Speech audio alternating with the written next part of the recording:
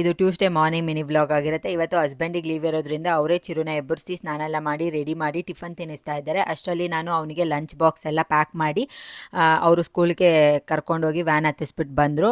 ಇವತ್ತು ಮನೇಲಿದ್ರಲ್ಲ, ಸೊ ಹಾಗಾಗಿ ಸ್ವಲ್ಪ ನಾನ್ ವೆಜ್ ತೊಗೊಂಡು ಬಂದಿದ್ರು, ಚಿಕನ್ನು ಏನಾದರೂ ಮಾಡು ಅಂತ. ಹಾಗಾಗಿ ಚಪಾತಿನ ಇಟ್ಟು ಕಲಸಿಕ್ಬಿಟ್ಟು ಸ್ವಲ್ಪ ಚಿಕನ್ನ ನಾನು ಕಬಾಬಿಗೆ ಅಂತ ಎತ್ತಿಟ್ಟು ಇನ್ನು ಮಿಕ್ಕಿದ್ನ ಗ್ರೇವಿ ಮಾಡೋಣ ಅಂತ ಹೇಳ್ಬಿಟ್ಟು ಚಪಾತಿಗೆ ಚೆನ್ನಾಗಿರುತ್ತೆ ಅಂತ ಹೇಳ್ಬಿಟ್ಟು ಮಾಡ್ತಾ ಇದ್ದೀನಿ. ನನಗೆ ನಾನ್ ವೆಜ್ ರೆಸಿಪೀಸ್ ಅಷ್ಟೊಂದೆಲ್ಲ ಬರಲ್ಲ, ಏನೋ ಗೊತ್ತಿರೋದ್ರಲ್ಲಿ ಟ್ರೈ ಮಾಡಿ ಮಾಡ್ತೀನಿ ಅಷ್ಟೇ. ಬಿಕಾಸ್ ನಾನು ಮದುವೆ ಆದಮೇಲೆ ನಾನ್ ವೆಜ್ ಎಲ್ಲ ಕುಕ್ ಮಾಡೋಕ್ಕೆ ಸ್ಟಾರ್ಟ್ ಮಾಡಿದ್ದು. ಮದುವೆಗಿಂತ ಮುಂಚೆ ನಂಗೆ ನಾನ್ ವೆಜ್ ಕುಕ್ ಮಾಡೋಕ್ಕೆ ಕೂಡ ಬರ್ತಿದ್ದಿಲ್ಲ. ಸೊ ಹಾಗಾಗಿ ನಮ್ಮ ಚಿರುಗೆ ಕಬಾಬ್ ಅಂದರೆ ಇಷ್ಟ, ಅದಕ್ಕೋಸ್ಕರ ಕಂಪಲ್ಸರಿ ಕಬಾಬ್ ಮಾಡೇ ಮಾಡ್ತೀನಿ. ಸೊ ಫೈನಲಿ ಎಲ್ಲ ರೆಡಿ ಆಯಿತು.